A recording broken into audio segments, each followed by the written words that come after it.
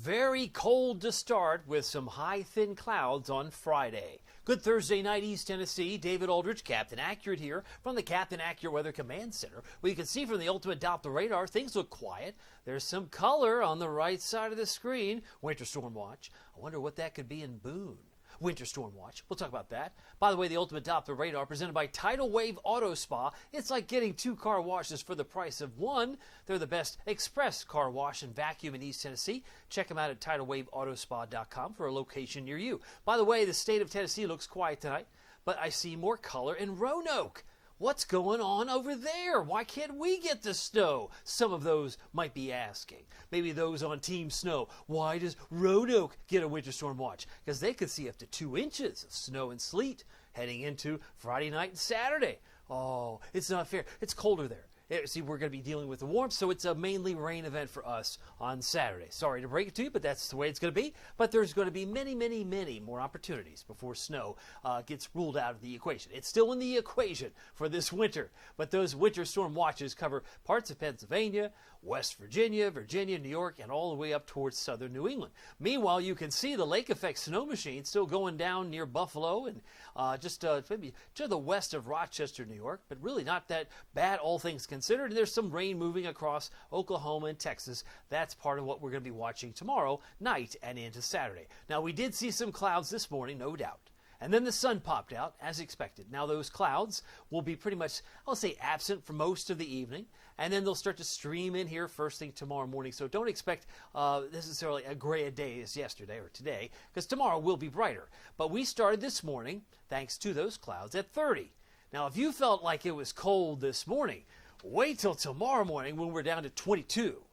22? Come on, really? Yes, 22. That's where I expect. So that would be the coldest morning Knoxville has had since November 29th, just a couple of days, I guess, after Thanksgiving. We fell to 21 on the 29th of November. That's been the coldest morning since the one we're going to get tomorrow. But we were at 27 this morning in Middlesboro. It was 28 in Oak Ridge, 26 in Tellico Plains and Madisonville, just to give you a sample. Now, we could take a look at the almanac. If we started at 30, we finished rather chilly, no doubt. 42 was all we could muster. I was expecting 44, but we only hit 42. 48, the normal high, and our top wind speed was 18 miles per hour at 11:25 this morning. But you'll notice these are some other high temperatures. They did hit 44 in Tellico Plains. That's not Knoxville. But it was 40 in Crossville. It was 38 in Jamestown, 39 in Morristown, a chilly day. And tomorrow will be about 48. So we're going to be closer to quote-unquote normal, upper 40s, anticipated. So it's a much colder start, but at least it's a back to near normal finish for your Friday with some sun and high clouds. Now, temperatures did top off at 47 Chattanooga, 45 for those that might have been traveling today. And you were just curious, how warm did they get? Generally mid-40s for Middle Tennessee. Here are my headlines for tonight. Sun and high clouds tomorrow after a very cold start, and frosty too, with even some patches of freezing fog, which we will examine. Soggy on Saturday, but it's mainly in the morning. Now, if you're expecting the sun to pop out Saturday afternoon, I don't expect that. It's going to be, even though the rain will be mainly in the morning, it's just going to stay gray. So you might want to say, I'm going to watch a movie. I'm going to do something indoors. That's fine. Temperatures on Saturday should be in the mid-40s, about 45. And then the heavier rain arrives next Tuesday. Well, what does that look like? Well, let's get through one day at a time, right? There's 11 o'clock Saturday night, and the trend is that we're probably closer to a third to a half inch. I don't see a lot of half-inch amounts on this, but other data that I look at would suggest we're probably closer to a half inch, or just under a half inch, for the rainfall for Saturday. Now, if we go into Saturday night, Sunday morning, maybe a little few more drops there. I got 0.44. Now we're getting into the sweet spot, right, near half inch. But then we're going to go into Sunday, into Monday. Monday's quiet, Monday's dry. But then all of a sudden, Tuesday, Shazam, what's that? Oh, my goodness. Is that 2 inches? Well, it's close to it. It's 1.7, and Oak Ridge is 2.4. So we're going to have some torrential rain. Maybe it's a drought-busting rain, but that couldn't possibly be true because we're 4.5 inches below normal since the end of 2023. We would need another 4.5 inches of rain just to get up to par. We're not there yet, but we'll take an inch and a half. Sure, I think some of you would take it 2 inches of rain on Tuesday, because it's going to be much warmer Tuesday. Tuesday's highs should be in the upper 50s to near 60. Wouldn't surprise me if Tellico Plains and Athens exceed 60 because the warmth coming up from the south and west. But that takes you through 6 o'clock Wednesday morning. So be prepared for 2 days of rain, right? Saturday and Tuesday. But the quantity of rain on Tuesday far exceeds what we're getting on Saturday this weekend. So I just want to throw that out there. Flooding concerns might be something to watch. Standing water, certainly possible by Tuesday. Now, the Storm Prediction Center talking about some severe weather.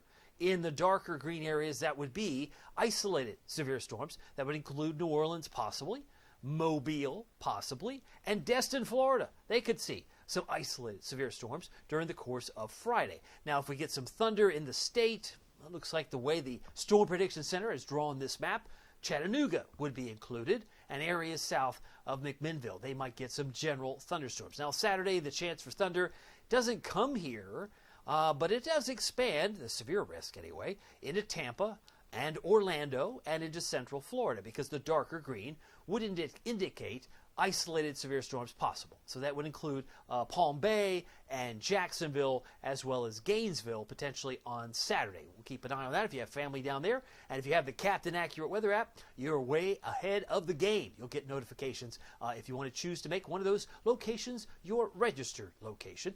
Check out my app tutorials if you need some help on how to work that. Now, by the way, the Futurecast showing a big area of high pressure over Ohio by tomorrow morning.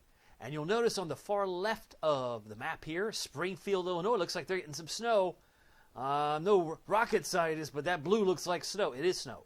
But then it quickly changes over to rain by the time it gets to Memphis, right? Heavy rain. This is 5 p.m. Friday, so I don't expect any precipitation during the day tomorrow. But once we get toward 10 o'clock, 11 o'clock, midnight, certainly it could start to increase as it fills in like so. And you can stop it here. You can see there's some pink around Roanoke. That's probably more sleet.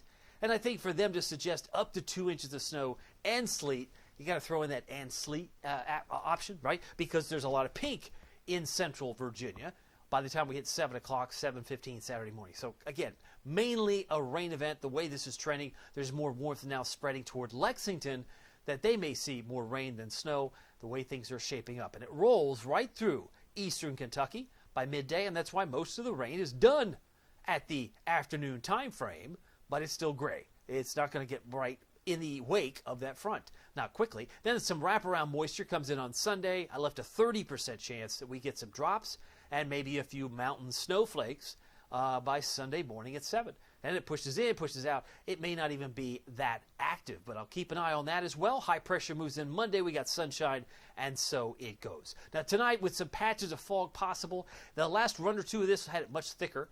I posted that on Facebook. So if you go back on some earlier posts, you'll see the potential for poor visibility. And if you get some fog at 22 degrees, it's freezing fog. It just means you may need to apply some extra windshield wiper fluid tomorrow morning's commute.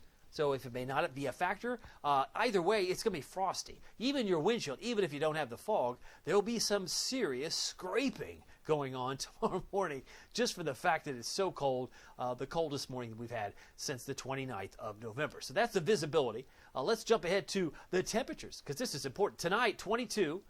Normal low is about 30 now. So this would be for the 5th of January. That's tomorrow. The 5th of January will be averages normal low is 30. So yeah, we're 8 degrees below normal tomorrow morning.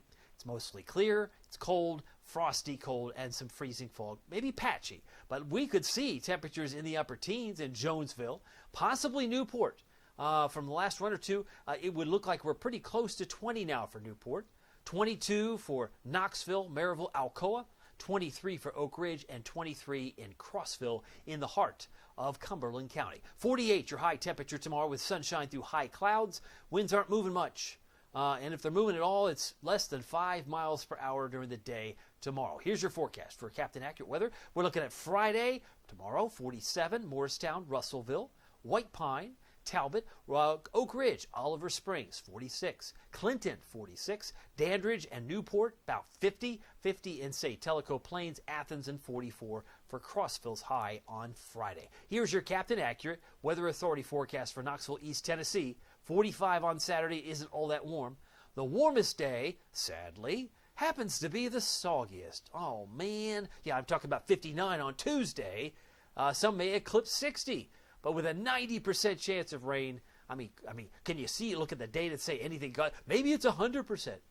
It's going to be soggy. And I do expect flakes may actually develop on the backside Tuesday night, Wednesday, so some flakes to drop. It's not a big deal on Wednesday. And then we're back in the 50s on Thursday of next week. We'll keep an eye on it, but I will say this. Winter is just getting started. By the way, you can keep track, he says, of the Captain Accurate Weather app. I thought I had the slide there. There it is. The Captain Accurate Weather app with my friend Pete Michaels. Pete Michaels Traffic, the best traffic reports in Knoxville, hands down.